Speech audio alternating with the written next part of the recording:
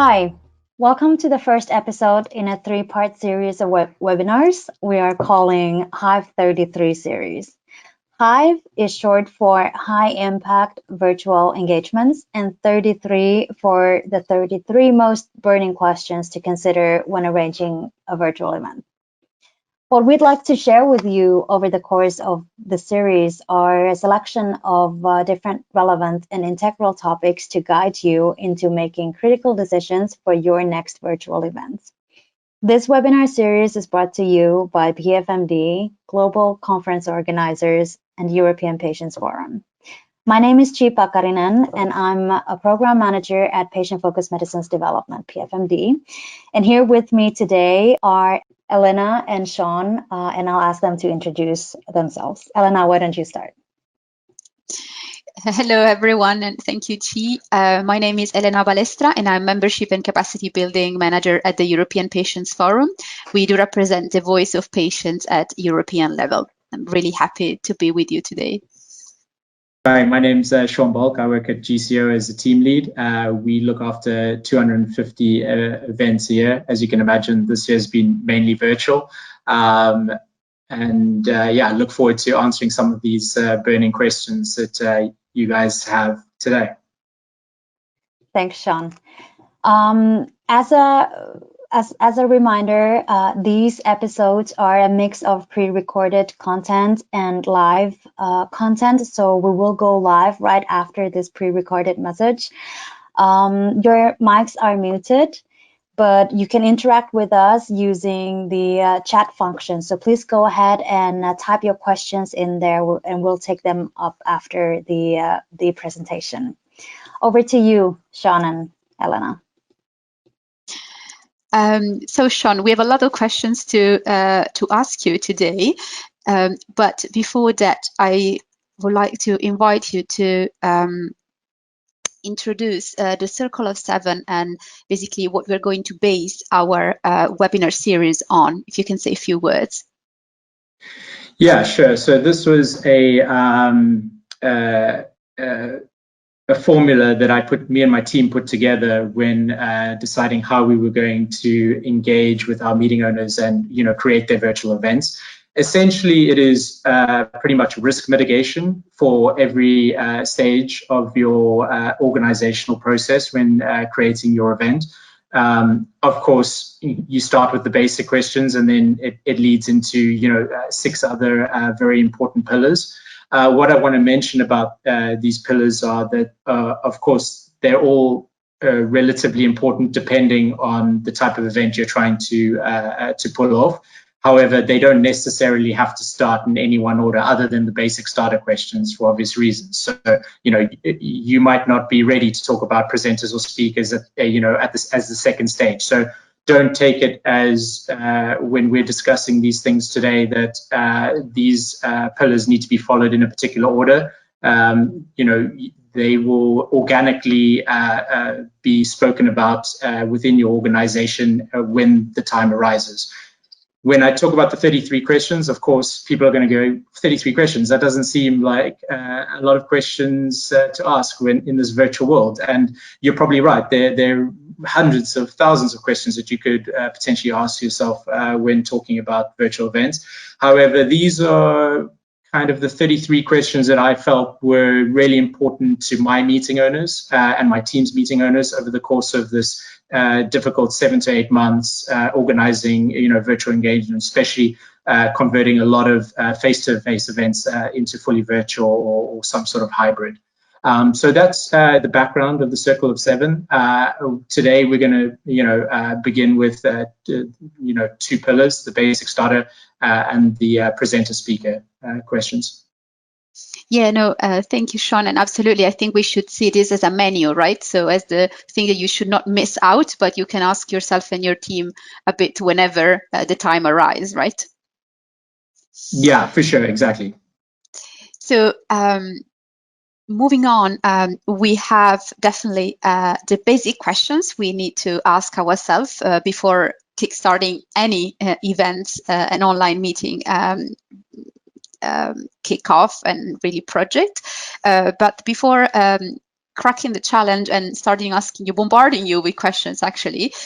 Well, now, Sean, is really your turn to tell us everything you know about what we should do when organizing the basics of a meeting. And the first question for me to you is, when is the meeting taking place? Thanks, Elena. Great starter question to kick off. So I think there are two things that you should look at when deciding or informing your decision. One is, how long is your program going to be? So is it going to be 30 minutes, an hour, 1 day, 3 day, 5 day? How many sessions are going to be part of that particular event? Is it going to just be one long session, a couple of sessions, 5 or 6 concurrent sessions over 3 or 4 days? And then on top of that, adding in the complexity of the event as well. The second thing that should be considered is the time zone. So, of course, if you're lucky enough to have an audience or participant list that is based in one time zone, I congratulate you and wish you well, because you don't have to have any consideration in terms of time zone. However, as you know, in this global marketplace, a lot of our audience is spread all across the world, and we have to consider these challenges. So, I think I was organizing an event the other day that had an East Coast, Central European and Asian time zone. And of course, that created some challenges, and it was a major consideration when moving forward with the strategy of our meeting. So definitely a big consideration. Now, when it comes to the complexity, just obviously take into account the fact that we should make sure that we understand the meeting and what we're trying to achieve. So not to add too much complexity into the meeting if it's not needed. So if you've got a 30-minute meeting, you're not going to throw a lot of engagement into those sessions. Whereas if you have a 4 or 5 day meeting, there's a lot more time to employ those type of complexities. Super, thank you. Moving on to the next question. So this is absolutely key. So what is the purpose of the meeting that we want to organize? Yeah, that's a really good question. I think sometimes people just jump straight into, okay, we're organizing a meeting, and they don't really iron out what is the actual crux of the meeting. What are they trying to do? So, are they trying to motivate a team? Are they trying to, educate an audience, celebrate a good job done over the course of a year? Maybe even evaluate a drug or a product, or some sort of process. So I think this is very important when coming up with a strategy. What are you actually trying to achieve during that session? And then the second part of that is also, is this going to be purely a presentation or a collaboration? So when I say a presentation, is it going to be me, Sean, talking to Elena and a group of people, and it's going to be very one-sided with no feedback whatsoever, which is fine. I think there's many instances where this is required, certainly in certain businesses where a message just needs to be relayed straightforward to an audience, a group of people with very little feedback. However, what I do notice is the majority of companies or meeting owners that we deal with do want collaboration. So this is a meeting where it's a two-way street. So you have some presenters obviously presenting to an audience and giving their content, but you're getting the feedback from the audience in some way, shape, or form, whether that be through actual audio, visual, or through some sort of polling or Q&A, sessions. Yeah, no, absolutely. And I think if we overlook this side of things, then all the castle can really fall really, really easily, right? So we can really organize the best possible event. And then if we overlook the purpose of the meeting, we can really create a bit of a recipe for a disaster. Then moving to the next question, which is a very project manager question, but we should all ask ourselves this thing. How will the success of the virtual event be measured? How can we make sure that we achieved the purpose we set for ourselves? Yeah, so, no longer are the days of just, audience participation the most important thing, especially when it comes to virtual, because of course in a live a meeting, when you have a listening to, whether they take it in or not is obviously up for debate, but they're in that room nonetheless.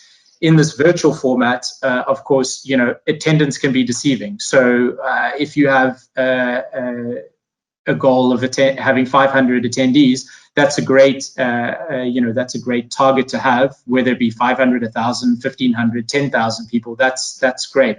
But I think what we really need to do is, take a deeper dive into the analytics, and we will talk about analytics a little bit in another episode. I think episode 3, we'll dive a little bit deeper in what analytics can do. But essentially, for this question that I'm answering right now is, look at which sessions are popular, because if you know what sessions are popular, you know how to replicate them in other sessions, and make sure that you keep the popularity of those sessions going rather than dropping them for no reason at all.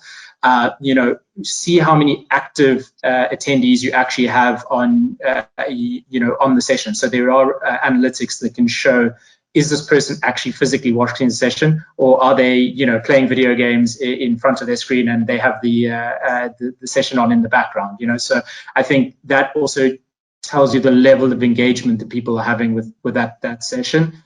And then another really important one, and I think Chi mentioned it to me earlier, was about people that struggle, with engaging with this online content, maybe because they don't have access to a solid internet line, or a laptop. And I think what you can do there is you can use analytics to discover what your audience is using as a medium to watch this content. So if you see an audience that is watching a lot of stuff on their mobile devices, that pushes your decision to use technology that is mobile based or mobile friendly, so that you're getting the best out of your presentations.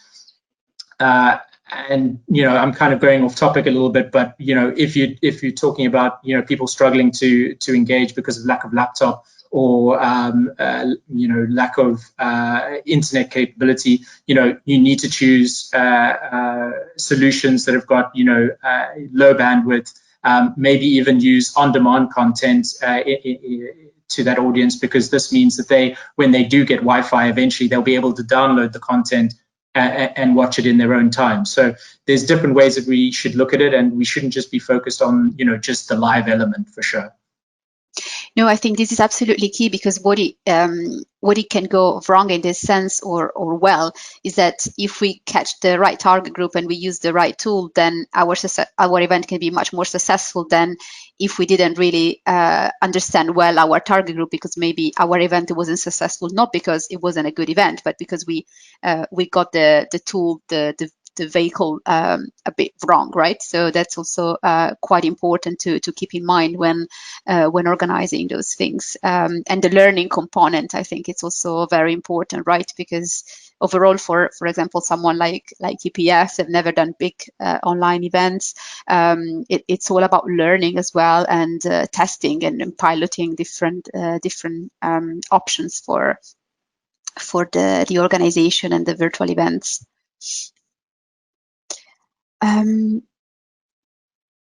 Moving on, and I know that for patients organization, this is in general no profits organization, this is a kind of a key questions.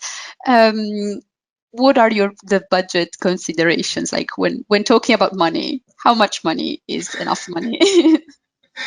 Yeah, I think I was speaking to yourself and Chi about this the other day, and I was saying, when you're talking about budget, of course, everyone's trying to tighten their purse strings and get the most out of their budgets. I think what you really need to decide on is, what is your budget, before you start going out into the marketplace and deciding what you want, because I had a situation the other day where I had a client, who wanted all the bells and whistles, the spaceship, if you like, of virtual eventing and engagement tools.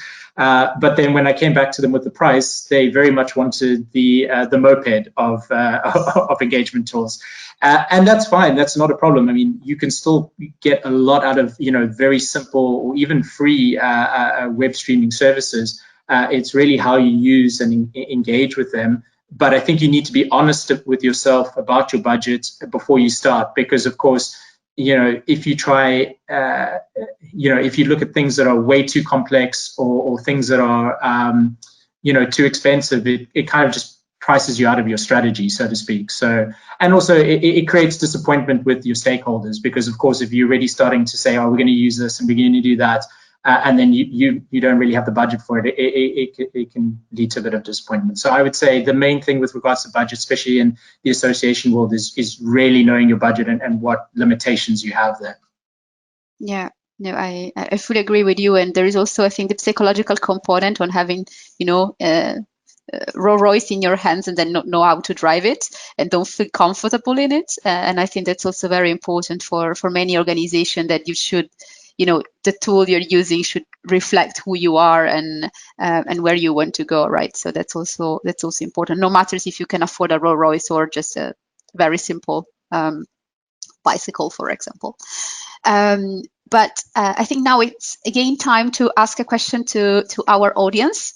And now moving on to a different type of questions. Right? We covered the very basics, and then moving on towards like looking at from the audience perspective. What do you want participants to say about the meeting after they attend?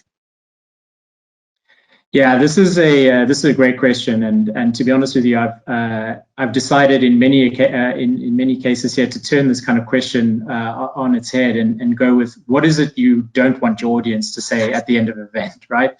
Because I think if you know the answers to that question, it can create a lot of risk mitigation moving forward. So. I've obviously arranged a lot of meetings over the last 7 to 8 months, and I've kind of created my own little mini circle of 7 with regards to this question. And these are kind of the top 7 questions that I get. So number 1, and this actually might be giving the answer to the polling question away. So sorry guys, but if you chose content, then you were absolutely right. This is one of the biggest complaints we face from audiences, is that the content was derivative and boring. It wasn't what they expected. It wasn't engaging enough. The other 6 things that I mentioned now are all really important, but I think one of the things you really need to focus is on the content. Don't worry about the technology. Don't worry about the polling question. Don't worry about like how the poll will go onto the screen. Just make sure the content is relevant and that it brings the audience in and creates, a discussion. Some other things that are mentioned on the regular are the sessions are way too long. So, please consider that. We always say in our line of work, if you had an hour face-to-face meeting planned and you turned it to virtual, it would only be 1/3 of the time. So essentially 20 minutes, the session would be. So if you had an hour session, plan it for only 1/3 of that. Don't make people sit for long periods of time. I think we're all aware that there is a lot of Zoom fatigue going around already, just due to the nature of our world right now. So making people stay for an hour, 2 hours, 3 hours long, it's just not a feasible option. Another thing is the audio was bad. Now, I can say a lot of things about the technology, but the one thing that needs to be good is the audio. You can lose the visuals of the speaker. I mean, I'm pretty sure no one needs to see this pretty face. But when it comes to the audio, they need to hear what I'm saying. Otherwise, the content is completely lost. So, making sure that and we'll get into this with the speakers, but making sure that the audio is being checked to make sure that it's working and completely clear is really important. Another important one is not enough time for Q&A. So, at the end of this session, we're hoping to give people 10 to 15 minutes, which is, an achievable goal. But, do not create a session with a live Q&A and then only give 10 seconds at the end because you overran, right? So, it's like, hi guys, thanks for attending the session. 10 seconds of Q&A, and then you jump off, because it just totally destroys the level of engagement that's needed from that session, and you lose a lot of introspection from your audience, that which is what people want at the end of the session, is loads of engagement, right? I'm not going to go too much into this because we'll talk about this in a later episode about technology. But make sure your technology is consistent. You don't want people in sessions and then they're getting dropped out or they lose the feed because of the technology. Because what you'll find is once you lose them, they won't come back. And then another thing is not enough engagement. So, it's all nice having, the Q&A and polling functions, but, if you only use them once in the section, is that enough engagement? So really look at like the tools at your disposal and use them to your advantage. And then finally, and most importantly, no ODC, so no on-demand content. And I will talk about this a lot, to my clients, is make sure that this content is available well after you finished, because, there's an audience out there even after the live event that's willing to consume that content. So, it's just a press of a button to say record, and, no harm, no foul. So those are kind of my 7 kind of watch outs, things that you don't want to see from an audience at the back end of your event. Yeah, no, I think that's incredibly helpful. And if I can summarize, is basically that the online content should be much more curated than a face-to-face event, right? So you have less chances of improvising, and you need to stick to the right time and the plans. So let's try to do that today as well. So moving on to the actual second pillar of our discussion today. So we focus on the first very, very basic question we should ask ourselves, and now we're moving towards the people that will deliver actually the content, which are the presenter and the speakers. And I have obviously a set of questions for you on the topic. Well, first and foremost, who are the presenters? And with this, I mean, really are part of the organization, who they are, and so forth. Yeah, so, this is a good question, because, when we say who are the presenters, we're not talking, okay, is it going to be Bill Gates or the specific presenter? We're talking about where is this presenter coming from are they going to be an internal speaker, part of your organization, or are they going to be an external speaker, someone that you've brought in from outside to talk towards the content? Now, the reason why I mentioned that is during the planning phases of an event, if you have a group of internal speakers and only internal, what you will find is that it will be easier to align, easier to engage with that community of speakers. Generally, they will be more flexible, and they will also align with the goals that you're trying to achieve for your meeting. Now, with external speakers, I'm not saying that isn't possible, that they won't be able to align or things like that, but I have noticed, based on my experience, that when you have external speakers and they're outside of your organization, it is harder to align with them. It is harder to get that meeting, to talk about their content. And, in some of the, I don't want to say worst cases, but problematic cases is probably the best way to put it. They're not aligned with the goals of the organization and the content that they're trying to deliver. In other words, they have their own agenda.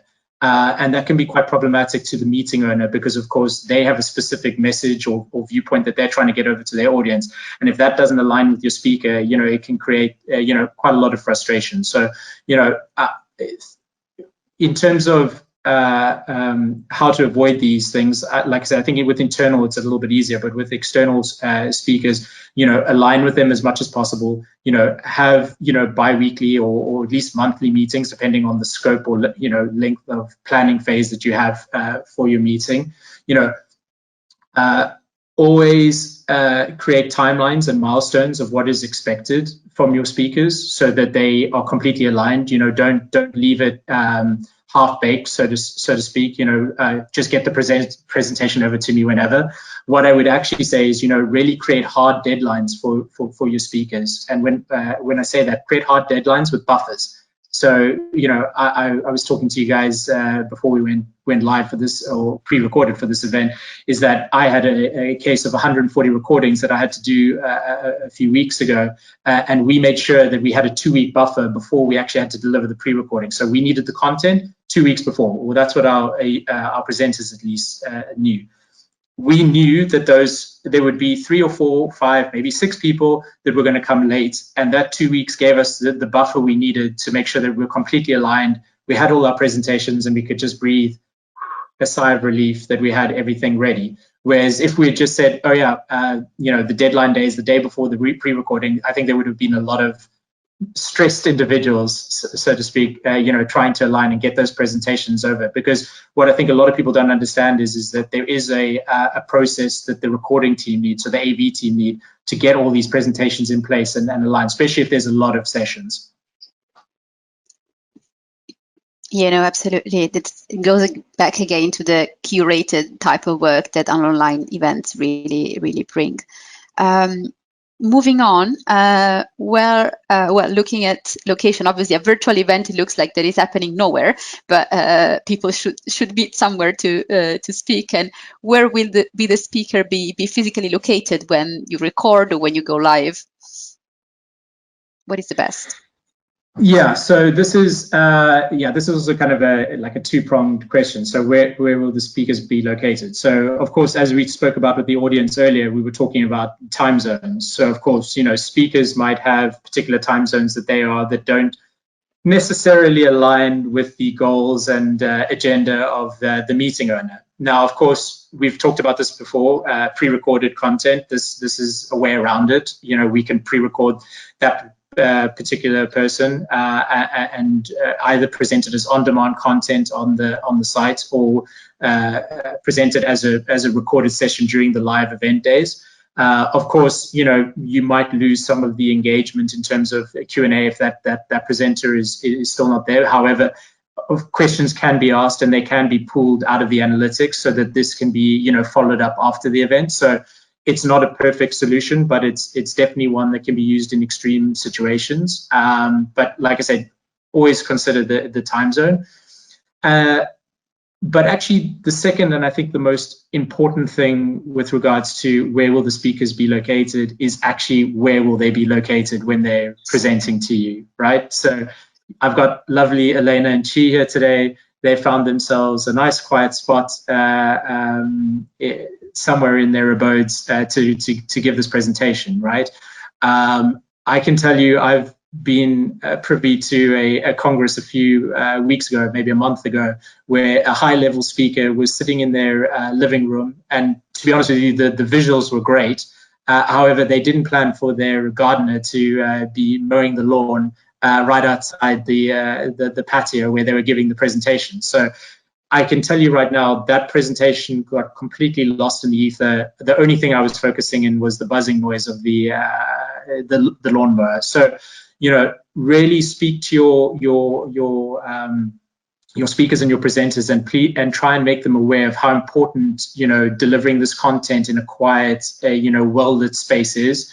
Of course, you know, there's always challenges and there's always exceptions. But I think, especially if you're delivering a lot of sessions, if you can give people some tips and tricks, or, you know, make sure that they're aligned with your goals, that at least, you know, you can mitigate some of that risk. Not all of it, but some of it. So moving on, and this is really thinking of, and these are twofold questions, I would say. So we know big panels for face-to-face meeting, and what is the size of a panel, let's say, in an online event, and link it to that. Do we need a moderator? What is the role of moderator in an online session? If you can enlighten us on this. Yeah, so I think you might even have a three-pronged question here, to be honest with you. So when it comes to the panel sessions, I think this will lean into the technology as well a little bit. So, you know, I've had people that go, oh, I need 10 people on my panel. There are some technologies, or a lot of technologies, that don't do 10, speakers as part of a panel. There are some technologies where you can have speakers that aren't visual and can speak and have 10 as well. So, that's a very practical thing to think about, in terms of how many people are actually on your panel.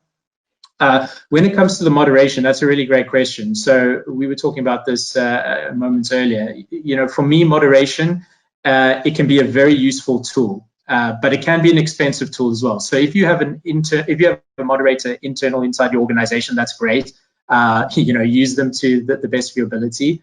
However, do not use moderation where moderation is not needed. So I'll give you an example. I have a group of individuals that they do regular webinars, once or twice a month. These individuals have a very good knowledge of the content that they're delivering, and they have a very good personal communication with each other because they've done it for many years. In that situation, delivering a moderator for that session would kind of be a little bit redundant. Where I think moderation is the big winner is when you have a group of speakers, especially speakers that do not know each other, and you want to pool and align the content of those individual speakers together and create some engagement between them, because maybe they're a bit nervous to speak in a group situation. So, look at your sessions, look at the people delivering, and decide for yourself, is moderation worth the financial cost to deliver that particular session? And if so, definitely go ahead, and do it. Another part that I want to mention is, and I kind of joked with you earlier as well, is, there's a phrase that says, more money, more problems. I have a phrase, more speakers, more risk. So, the more speakers you have, the more sessions you have, it creates a difficult dynamic. So if you're having, a 30-minute session, and this particular person can only do it live with no pre-recording, the risk is very low.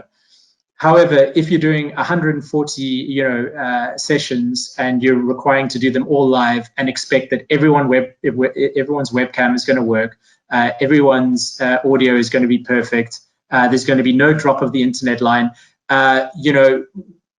it's just not a realistic prospect, So in those situations, what I tend to do is try and mitigate the risk as much as possible. In certain cases, keep maybe the opening session as a live session to keep it as interactive, as engaging as possible, and then make your concurrent sessions or your smaller breakout sessions, pre-recorded to mitigate the risk.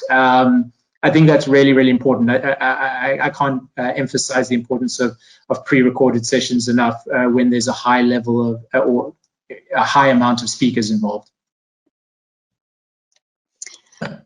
And we are pre-recording even with 3 people probably in the same country. So we're opening a new way.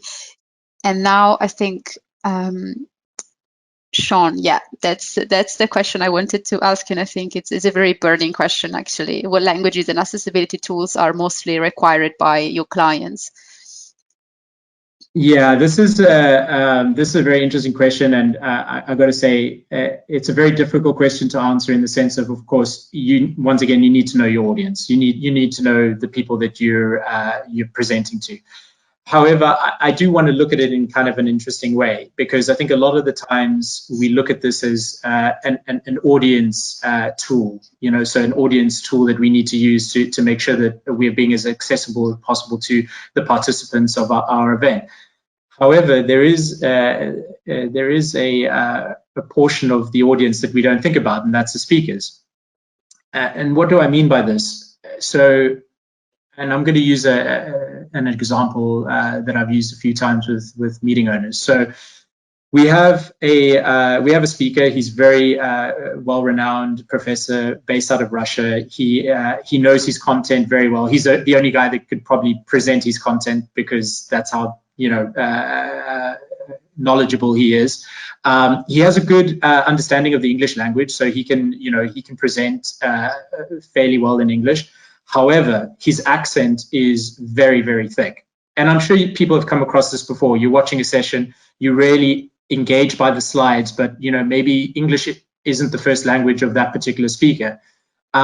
This is where closed captioning comes in. I think closed captioning is, a useful tool that can really help your speakers, especially the ones that have very thick accents, help engage with their audience better. So, I know that I've been discussing this with Chi before, that not every single web streaming platform offers closed captioning. One off the top of my head is MS Teams, that offer quite a robust closed captioning tool. However, I just want to be very clear that speaking to a lot of my suppliers in the industry, this is definitely on the roadmap of most web streaming companies. So I think they see the importance of closed captioning. They see the importance of accessibility with regards to participants, and it's definitely on their roadmap of things to introduce. What I would also say is, and this is kind of whether you have the finances to do it, is, and we go back to ODC again, on-demand content. What I've also seen done is someone has produced on-demand content in English. However, they had a very big Arabic audience. So what happened was they took the on-demand content and they actually physically dubbed the audio to explain the slides. So another exact reason why on-demand content is so important, because it can be leveraged in so many other ways, after the event, and accessibility is one of them. Yeah, no, absolutely. And I wanted to add you from a personal experience that it's not only non-native speakers that you should look after, but it's also native speaker with a thick accent if you have an international audience, because sometimes native speakers are way more difficult to understand for non-native speakers than. So that's also something that we should absolutely keep in mind, that there are some accents in English that we are not, as international audience, we're not really used to listen to. That could be absolutely challenging. We're moving towards the end of this presentation, and I think I have a last question, a very important one, and a touchy one for some people as well. Do presenter speakers require training for online speaking engagements? The simple answer is yes, and yes. And I yes. can't, and yes again, yeah. I can't emphasize this enough. I think, seeing, how our world has changed over the last 7 to 8 months, we've obviously had a lot of meeting owners that we engaged with before the crisis, who ran a lot of face-to-face events, and they would come to us and go, so-and-so, he's so great, we love him as a speaker, can we get him on board? Can we make him part of this event? The consideration that wasn't made was the fact that this person was such a great speaker because he or she had the tools to deliver great face-to-face presentations, right? So when the subject was broached about doing training, it was pushed back quite heavily because no, they don't need training. They're, we've seen them live. They do a great job. The problem with that is, of course, the visual of the virtual world is completely different. The medium is completely different. The way you come across is completely different. And a lot of the times people are doing this at home with their children running around in the background, or, there's a kitchen on fire, or someone's ringing the doorbell. So it's a completely different environment. And it's one that, I think should be broached even with the most seasoned presenter or speaker, no matter how well you know them.